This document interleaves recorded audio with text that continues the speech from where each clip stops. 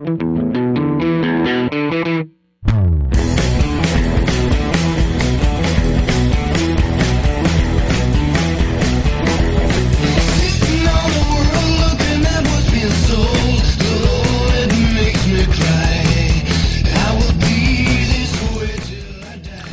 of these words mean what you likely think they mean, because although they look like they're written in English, it's actually a language called legalese, and it is what the lawyers generally use to deceive a population into consenting to their governance and control.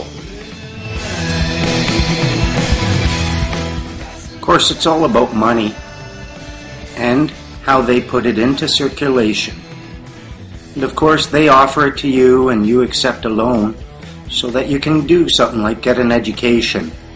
When in fact, however, the end result is a burden of debt, which will require you to go to them for remedy. They are like magicians, but they use words and they pull the law from their hat. In this lesson, we're going to learn what some of the more deceptive words truly mean, and we will look at how to figure out the meanings of other words. Now bear in mind, the meaning of a word is not given merely by its definition. That's only one part. You must look first at the assumption that the definition is resting upon. Then you must look at the implication that the definition creates. It is only by doing this that we can see the true meaning of a word. And the law is a very technical, highly accurate language. It appears to be very deceptive, it appears to be very ambiguous, when in fact it is very deceptive, but it is not ambiguous. It's only our ignorance that allows these words to be used in the manner that they do. And there's a maxim in law that states, "Let he who would be deceived be deceived." No one ever forced you to submit an application for a registration. No one ever stopped you from looking up what those words mean. And no one ever stopped you from deciding for yourself whether or not you wish to do so.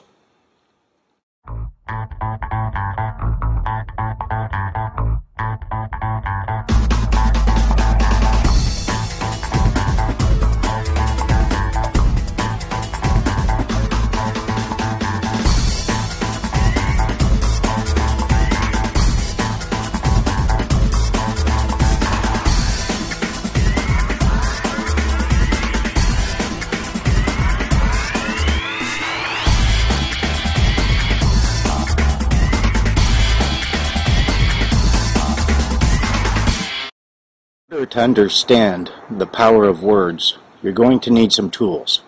You're going to need some dictionaries. I suggest getting an English dictionary, a good one. Turn of the century ones are fantastic if you can find one. Get a Black's Law dictionary, a 3rd or 4th edition. Get a new one as well, just so you can compare it and see how they're changing the language. You'll want a Bouvier's dictionary and a Canadian Law dictionary. Collect them if you can. But bear in mind, the definitions you find do not give you the meaning of a word. The meaning of a word is only found when one looks at the assumptions that the definitions must rest upon and then examines the implications created by those definitions. It's by doing this that you will see the meaning of the word. And if you only look at the definition without ever looking at the implications and the assumptions, you will never understand the true meaning of it.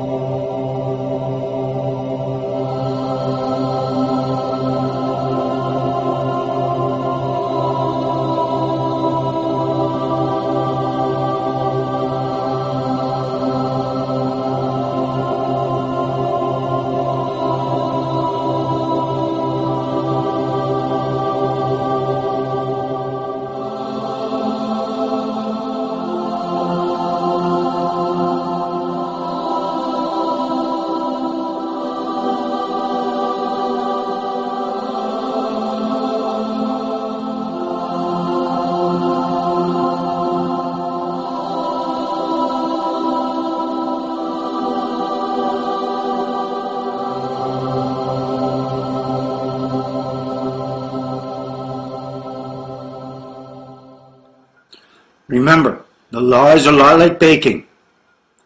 And there's a rule when it comes to baking. If it doesn't have peas, it's not a chicken pot pie. Don't call it chicken pot pie if it doesn't have peas. And you must look at also this when it comes to the law. If there is no remedy, the liability is unlawful. Never forget that. Whether you're making chicken pot pie or you're deconstructing statutes, there must always be remedy, just like there must always be peas in your chicken pot pie. Believe it or not, you're not going to be dealing with alien invaders from another planet using super magical weapons. You're dealing simply with human beings using words. That's all.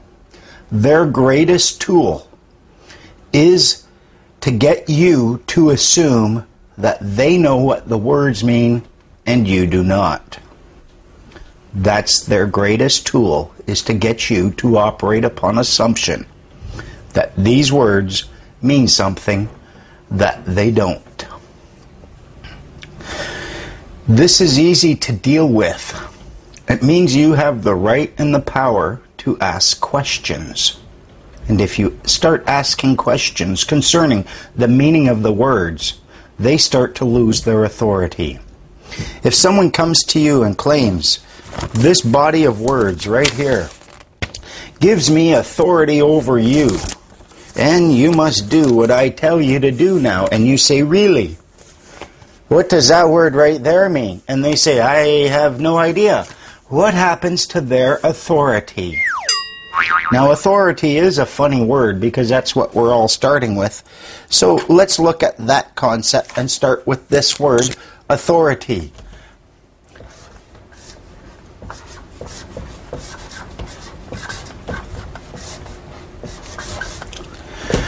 Now, of course, within this word, we can see one word, and that is author. And then itty. Author of the itty? What would this itty be? Well, actually, it was a contraction, and it was the author of the writ.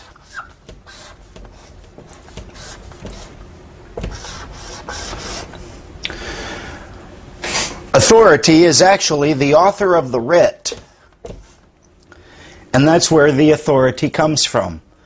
And, hey, let's not forget the concept of equality here. You have the power to author your own writ. And that is essentially what we're going to end up doing eventually with the notice of understanding and intent and a claim of right. It becomes, when undisputed, just about as powerful as any writ. And it gives you the author. You become the author of the writ. So, who has the authority? You do. People who point to a body of words and cannot tell you what those words mean cannot use that body of words to claim power over you unless you're a complete idiot. Now, if we're going to be studying the meaning of words, a lot of people think they can look at a definition, read a definition, and know the meaning. But that's not entirely the case. A definition really is simply someone's opinion, and a dictionary is a collection of someone's opinions on all the words they could think of. If we want to learn what a word's meaning truly is, we need to look at more than the definition. So meet me at camera 2. Camera 2. Okay, so now what we're going to be doing is we are going to be determining what a word's meaning is in order to find the power in that word. As I said, many people, they make the mistake of looking only at the definition. We're not going to do that. We're going to look at the word application. Now, once you have a word's definition, the next thing you must look at are the assumptions that that definition is resting upon. And they always are there.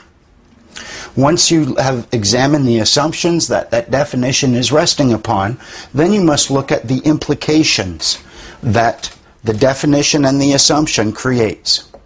It is all of these three together that will tell you what the power of that word is. And that's what the meaning is. So let's look at the word application. What is its definition? If you look it up in Black's Law Dictionary, you find that it means to beg. To beg, to plead, petition, implore, entreat, or request. But essentially, it is to beg. Now, let's look at what the assumptions are for those who are begging. What are these assumptions?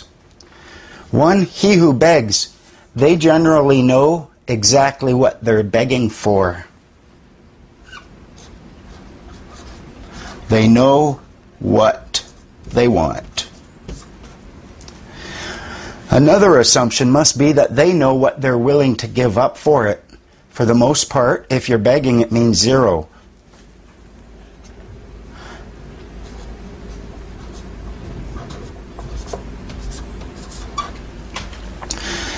The other assumption is that since you never beg for something from someone who doesn't have the power to grant you the thing you're begging for, the assumption must be that the beggar accepts that there exists a grantor.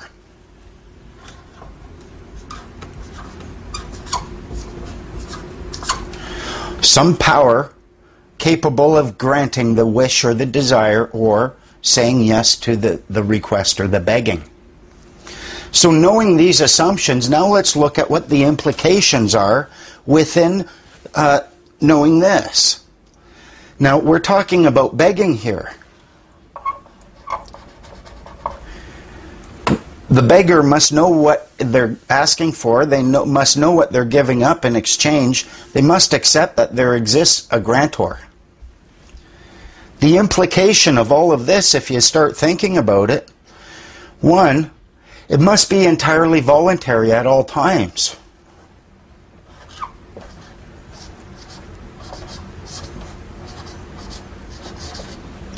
No one can force you to beg, request anything.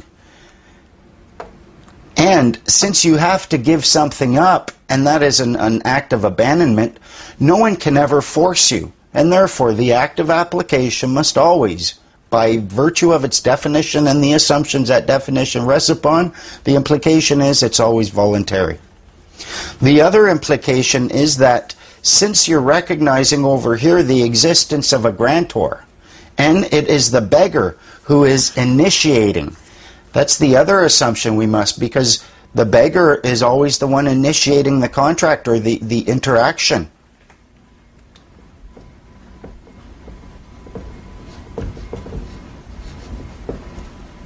So they're always the initiator. What does this imply? It means that the grantor must be free of liability.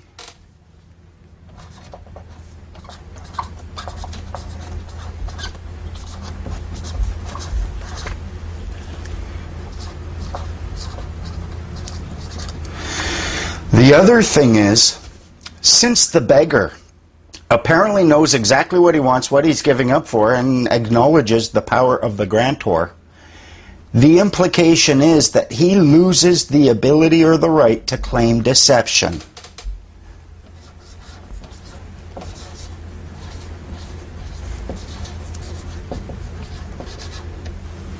Of course, if you don't know what the word application is, you're going to get hooped, not because of their deception, but because of your own ignorance.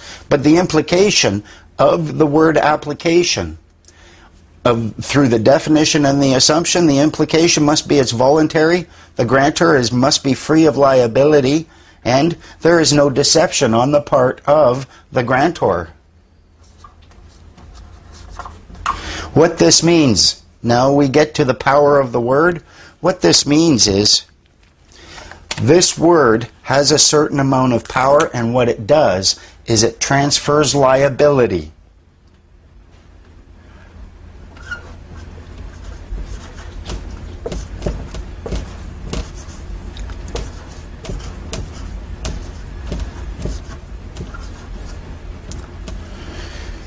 To the beggar. So even if you're going to someone who has the liability to begin with, and they have a duty to provide you with some goods or services. And then they say, would you please fill out this application? And you do.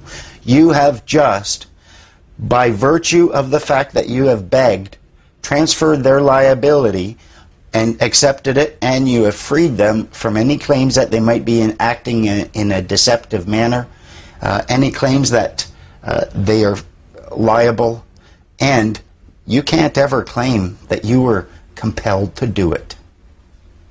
It's why it's one of their trickiest words. And this is why, in order to understand the power of the word, when you look at a word, you must look at the definition, analyze the assumptions, and then deduce the implications. Now, your assignment for this week's, folks, lesson number 2, need you to learn to analyze the assumptions. You pick out 50 words. Do this 50 times. You'll develop the skills that you're going to need. Wax on, wax off. Learn to analyze the assumptions on 50 words. Deduce what those implications are. It can be any word. Shoes. I don't care. But you do that for 50 words. Also, what I would like you to do is rate, comment, share, and favorite this video. And if you can afford it, a small donation to PayPal will certainly make my Christmas much merrier. And on that note, I hope you guys all have a very Merry Christmas, a Happy New Year, Happy Hanukkah, Happy Holidays, a killer Kwanzaa, whatever's going to float your boat. I hope it floats far and wide. Well, folks, if you enjoy these lessons, the fundamentals of freedom, please make a small donation to Mr. Mighty, M-R-M-I-T-E-E, at excite.com. Couple of bucks, $5, $10. If everyone who were watching these lessons and found value in it donated $5, I would do I would do quite well, I hope. And it would certainly help motivate me to do the 30 or so lessons that I'm trying to get done. They do take a lot of energy and effort, though. I do hope you find value in it. And if you want to support my efforts, small donations are gracefully and gratefully appreciated and accepted through Mr. Mighty at excite.com, PayPal. And yeah, do it. It'll make you feel good.